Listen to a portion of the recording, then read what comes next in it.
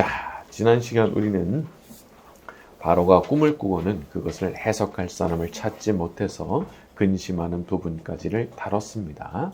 자, 이제 일이 이렇게 되니까 한 사람이 나서게 되죠. 술 맡은 관원장이 앞에 나서게 됩니다. 창세기 41장 9절부터 13절까지 갑니다. 술 맡은 시작. 술 맡은 관원장이 바로에게 말하여 이르되 내가 오늘 내 죄를 기억하나이다. 바로께서 종들에게 놓아사 나와 떡 굽는 관원장을 친히 대장의 집에 가두셨을 때에 나와 그가 하룻밤에 꿈을 꾼 줄 각기 뜻이 있는 꿈이라. 그곳에 친히 대장의 종된 히브리 청년이 우리와 함께 있기로 우리가 그에게 말하매 그가 우리 꿈을 풀되 각 사람에게 해석하더니 그 해석한 대로 되어 나는 복직되고 그는 매달렸나이다. 자, 이제 일이 이렇게 쓱 흘러가니까 술 맡은 관원장이 그제서야 이제 기억을 끄집어내서 말을 합니다. 내가 예전에 꿈풀이를 기가 막히게 했던 사람을 하나 알고 있다. 가만히 보면은 이 술 맡은 관원장이 뭐 고마워가지고 내가 요셉을 좀 도와줘야 되겠다 뭐 그렇게 해서 생각해서 한 얘기는 아닌 것 같아요. 왜냐하면 2년 동안 뭐 까맣게 잊고 살았잖아요.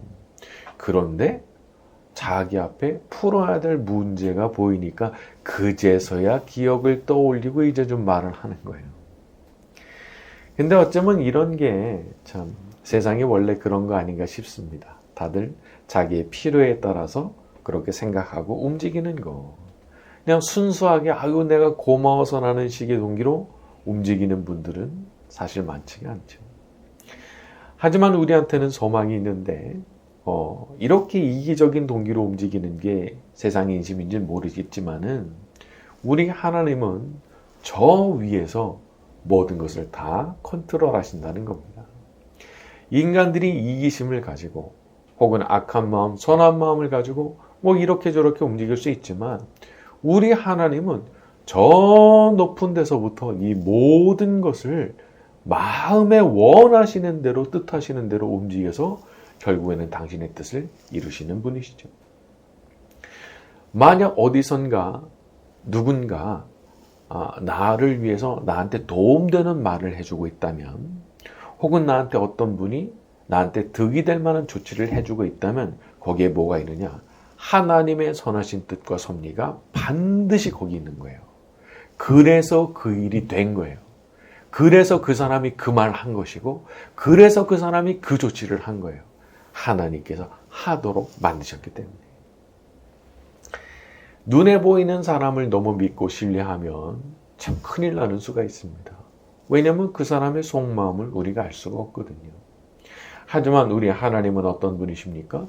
사람처럼 변덕 부리는 그런 분이 아니신 거예요. 그리고 언제나 우리를 사랑해 주시는 분이시고 늘 우리의 유익을 생각하시는 분이시죠. 여러분, 우리 아버지께서 선하게 바꿔주실 겁니다. 상대가 어떤 동기에 따라서 움직이든지 간에 우리 하나님께서 그걸 붙잡아가지고 그냥 돌려놓으시면 반드시 그것이 합력해서 선을 이루게 되는 도구가 되는 거니까요. 자, 오늘 밤 우리가 기도할 때 우리 하나님께서 사람들의 마음을 움직이시고 변화시켜 주시는 역사가 일어나게 해주시기를 바랍니다. 자, 우리 14절에서 16절입니다. 이에 시작. 이에 바로가 사람을 보내어 요셉을 부르매 그들이 급히 그를 옥에서 내놓은지라. 요셉이 곧 수염을 깎고 그의 옷을 갈아입고 바로에게 들어가니 바로가 요셉에게 이르되 내가 한 꿈을 꾸었으나 그것을 해석하는 자가 없더니 들은즉 너는 꿈을 들으면 능히 푼다 하더라. 요셉이 바로에게 대답하여 이르되 내가 아니라 하나님께서 바로에게 편안한 대답을 하시리이다. 사람은 누구나 다 교만심이 있습니다. 자기가 잘났다고 생각하고 자기가 주목받고 싶어하고 자기가 주인공 되고 싶어하는 거죠. 그렇지만 하나님께서 사람을 연단하실 때 제일 중요하게 보시는 부분이 사실 요거거든요. 자기가 막 주목받고 싶어하고 주인공이고 싶어하고 그런 마음을 설거지하는 것처럼 그냥 그릇 안에서 싹 씻어버리기를 하나님은 원하시는 거예요. 그래서 사람이 하나님의 연단을 잘 통과하게 되면 그 그릇이 깨끗하게 씻겨진 것처럼 아주 뽀득뽀득하게 그냥 소리가 나도록 잘 씻긴 그릇처럼 그렇게 되는 거예요. 이전의 그릇에서는 아주 음식 찌꺼기 냄새가 진동했다면 이 깨끗하게 씻겨진 그릇에서는 너무 향긋한 향이 풍겨 나오는 거죠. 자, 16절에 보면 내가 아니라 하나님께서 편안한 대답을 하시리라. 저의 하나님께서 해주실 겁니다. 자기가 주목받으려는 마음은 1도 없는 거예요. 내가 불어드릴게요. 어디 그런 소리를 해요. 요셉은 마음속에 그런 게 하나도 존재하지 않았어요. 그런데 이런 모습이 만들어지기까지 요셉이 얼마나 고생 많았습니까? 이런 건 절로 만들어지는 게 아니거든요. 17살짜리 요셉에게서는 전혀 볼 수가 없었던 모습이거든요. 하나님의 연단은 참 괴롭고 힘들고 너무 아파서 때로는 막 엉엉 울게 되는 것이기도 하지만 그 연단의 결과는 언제나 너무 아름다운 게 되는 겁니다. 그리고 그 깨끗해진 그릇에 하나님께서 아주 귀한 고급 요리를 담아주시는 거랄까 그런 거죠. 그러니까 지금 하나님께서 그렇게 깨끗해진 요셉에게 그런 걸 담아주시는 그런 일이 이제 시작이 되는 바로 그 지점인 거거든요. 여러분, 어느 날 그날이 옵니다. 요셉이 상상하지 못했던 어느 날. 내가 이만큼 연단받았으면 됐지. 내가 얼마나 더 연단받아야 됩니까? 라는 생각조차도 싹 사라진 그날. 그런 생각이 아예 없었던 그날. 내가 생각하지 못했던 그날 갑자기 감옥에서 풀려나게 되고 그것도 궁중으로 임금님 앞으로 풀려갔잖아요. 우리 하나님께서 우리의 연단이 다 맞춰졌다 판단하시는 그날 우리 모두에게도 이와 같은 복된 일이 일어나게 될 줄로 믿습니다. 자, 우리 17절에서 24절까지 갑니다. 바로가 시작. 바로가 요셉에게 이르되 내가 꿈에 나일 강가에 서서 보니 살지고 아름다운 7 암소가 나일 강가에 올라와 갈밭에서 뜯어먹고 그 뒤에 또 약하고 심히 흉하고 파리한 7 암소가 올라오니 그같이 흉한 것들은 애굽 땅에서 내가 아직 보지 못한 것이라. 그 파리하고 흉한 소가 처음에 7 살진 소를 먹었으나 먹은 듯하지 아니하고 여전히 흉하더라. 내가 곧 깨었다가 다시 꿈에 보니 한 줄기에 무성하고 충실한 7 이삭이 나오고 그 위에 또 가늘고 동풍에 마른 7 이삭이 나더니 그 가는 이삭이 내가 그 꿈을 점술가에게 말하였으나 그것을 내게 풀이해 주는 자가 없느니라. 자, 바로의 꿈 얘기가 나옵니다. 근데 19절에 보니까 이런 표현이 나와요. 그같이 흉한 것들은 애굽 땅에서 내가 아직 보지 못한 것이라. 사람에게는 이런 일도 일어나는 겁니다. 내가 한 번도 경험해 보지 못한 일들, 내가 그동안 가져왔던 경험치 안에서 완전히 벗어나는 일들이 인생에는 일어나죠. 역사적으로 보게 되면 미국의 대공황 같은 거, 우리나라 같으면 IMF 같은 거, 또 얼마 전에 있었던 코로나 사태 같은 것들. 그런데 보면 하나님께서는 이미 모든 것을 알고 계실 뿐만 아니라 그것을 어떤 사람들한테 미리 알려주시는 거예요. 여기 바로 같은 사람들한테, 지도자들한테. 특히 이 바로가 하나님을 믿는 사람이 아니었음에도 불구하고 꿈으로 이런 앞날을 보여주셨다는 사실에 저는 주목을 하고 싶어요. 사실 이건 하나님께서 그 땅의 백성들을 불쌍히 여기신다는 뜻이거든요. 그래가지고 지도자에게 이런 꿈을 미리 보여주시고 앞으로 일어날 불행한 일에 대해서 대비할 수 있도록 해주신 거예요. 그래서 우리가 믿는 분이든 아니든 우리가 나라와 사회의 지도자가 되는 분들을 위해서 기도하지 않으면 안 됩니다. 그분들이 올바른 안목을 가지고 올바른 판단을 하고 올바른 조치를 취해줘야 우리가 편안하게 살 수 있는 거니까. 욕하고 비난하고 정죄하는 거 다 하는 일이죠. 하지만 정말 그분들을 위해서 기도하는 건 이건 정말 소수의 사람들만 하는 겁니다. 디모데전서 2장 같은 데 보면 사도 바울이 분명히 말씀하거든요. 모든 사람을 위해서 간구와 기도와 도구와 감사를 하되 특히 임금들과 높은 지위에 있는 모든 사람들을 위하여 하라. 정부에서 일하시는 고위 공직자 되는 분들, 입법하는 국회의원들, 또 재판을 진행하는 재판관들, 그분들을 위해서 기도해야 되는 것이 명백한 우리 그리스도인들의 의무예요. 지금 나라가 뭐 아수라장이죠. 이거 참 어떻게 합니까? 우리는 기도할 수밖에 없는 거예요. 오늘 우리가 그분들을 위해서 기도할 때 우리 하나님께서 그분들에게도 올바른 지혜와 안목과 판단력을 내려주시기를 바랍니다. 자, 우리 25절에서 32절입니다. 요셉이 시작. 요셉이 바로에게 아뢰되 바로의 꿈은 하나라. 하나님이 그가 하실 일을 바로에게 보이심이니이다. 7 좋은 남손은 7회요 7 좋은 이삭도 7회니 그 꿈은 하나라.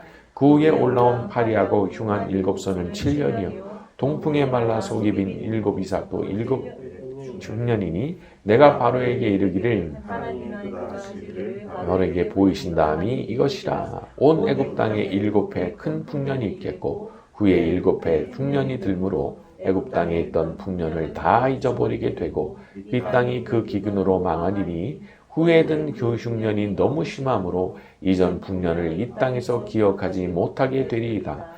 바로께서 꿈을 꾸신 것은 하나님이 이 일을 정하셨음이라. 하나님이 속기 행하시리니. 이 요셉이 받았던 지혜가 아주 특출했던 부분은 들은 즉시 해석이 났다는 겁니다. 들은 즉시. 그러니까 이건 이성적인 분석의 영역이 아니에요.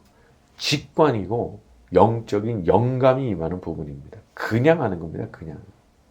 그래서 저는 이 부분을 보면서 이렇게 직관적인 영역에서 그냥 하나님께서 즉시 내려주시는 지혜와 통찰이라는 게 있는 거구나, 그런 생각이 들었습니다. 듣는 순간 그냥 알아요.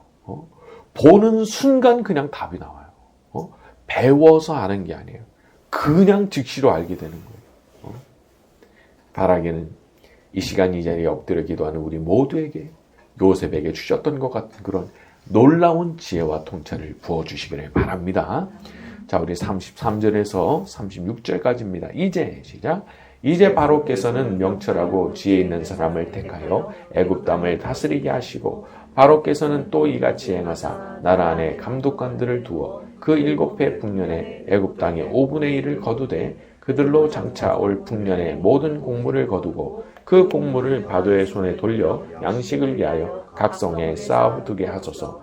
이와 같이 그 곡물을 이 땅에 저장하여 애굽 땅에 임할 7회 흉년에 대비하시면 땅이 이 흉년으로 말미암아 망하지 아니하리이다. 저는 요셉의 이 말을 보면서 좀 놀랐어요. 아니, 꿈을 즉시 푸는 것도 대단한데 그뿐이 아니에요. 아주 구체적으로 어떻게 대처하면 되는지를 바로 말합니다. 무슨 보고서라도 이렇게 미리 준비를 해둔 것처럼 그렇게 말을 해요. 34절에 나라 안에 감독관들 두시고 풍년 시기에 5분의 1씩 딱 걷어가지고 계속 쌓아두시면 됩니다. 5분의 1이라는 숫자까지. 아니, 이 꿈을 미리 들은 적이 없는데 답을 5분의 1이라는 숫자로 어디서 말하냐 말하는 거예요. 이거는 생각할 시간 자체가 없는 거잖아요. 그러니까 그런 답변을 내놓으니까 듣는 사람들 입장에서 이거는 정말 혀를 내두를 수밖에 없는 그런 답변이 됐던 거죠. 자, 우리 37절에서 40절까지 갑니다. 바로와 시작. 바로와 그의 모든 신하가 이 일을 좋게 여긴지라. 바로가 그의 신하들에게 이르되 이와 같이 하나님의 영에 감동된 사람을 우리가 어찌 찾을 수 있으리요 하고 요셉에게 이르되 하나님이 이 모든 것을 내게 보이셨으니 너와 같이 명철하고 지혜 있는 자가 없도다. 너는 내 집을 다스리라. 내 백성이 다 내 명령에 복종하리니 내가 너보다 높은 것은 내 왕자뿐이니라. 여러분, 요셉이 총리의 직을 맡게 된 이유가 이겁니다. 39절에 너와 같이 명철하고 지혜 있는 자가 없도다. 아무리 봐도 요셉과 같은 레벨의 지혜를 가진 사람은 없는 거예요. 그러니까 누구도 거기에 대해서 딴지를 못 거는 겁니다. 너무 압도적이니까. 누구도 입도 뻥끗 못하는 거예요. 후대에 나오는 다니엘과 세 친구의 경우도 느부갓네살이 테스트를 했을 때 그 지혜와 답변하는 것이 그 모든 옆에 있는 사람들에 비해서 10배나 뛰어났다고 그러거든요. 10배나 뛰어나니라 그렇게 표현되어 있어요.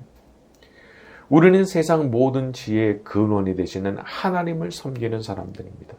그리고 그분을 아버지라고 부리고 그분의 영을 우리 안에 모시고 살아가는 그런 사람들이죠.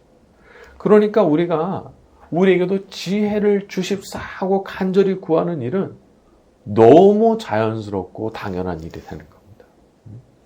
더구나 지혜를 구하면 후히 주시고 꾸짖지 아니하신다. 야고보서에 말씀했죠. 여러분 열려 있는 거예요. 놀랍게도 그 지혜를 구할 수 있는 문이 우리 앞에 열려 있는 거예요. 그런데도 나는 받을 수가 없을 것 같아 라고 생각하는 거는 이거는 어떻게 보면 의심이고 불신이고 하나님께 너무 죄송한 거예요. 내가 구하라고 했잖아. 내가 후히 준다고 했잖아. 꾸짖는다고도 안 했잖아. 그러면 구해야지. 이런 뜻이 숨어 있는 거죠. 여러분, 내가 미리 판단하면 안 되는 겁니다. 주시면 받는 거잖아요.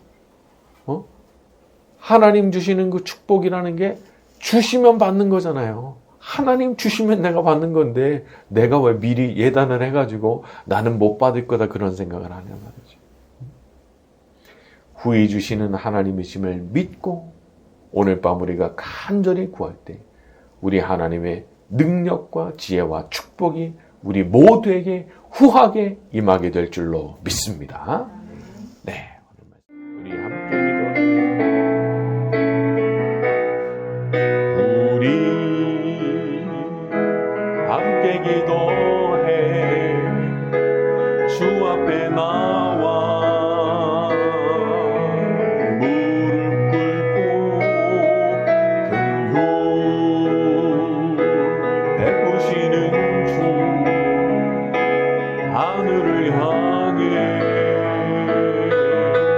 두 손 들고 하늘 문이 열리고 은혜의 비추기 이 땅 가득 내리도록 마침내 주 오셔서 의의 비추기 우리 위에 부시도록 우리 함께 기도해. 우리 함께 기도해. 주 앞에 나와 무릎 꿇고 긍휼 베푸시는 주 하늘을 향해 두 손 들고 하늘 문이 열리고 은혜의 비추기 이 땅 가득 내리도록 마침내 주 오셔서 의의 비추기 우리 위에 처음부터 다시 갑니다. 우리 함께 기도해. 우리 함께 기도해. 주 앞에 나와 무릎 꿇고 긍휼 베푸시는 주 하늘을 향해 두 손 들고 하늘 문이 열리고 은혜의 비추기 이 땅 가득 내리도록 마침내 주 오셔서 의의 비추기 우리 위에 부시 하늘 문이 열리고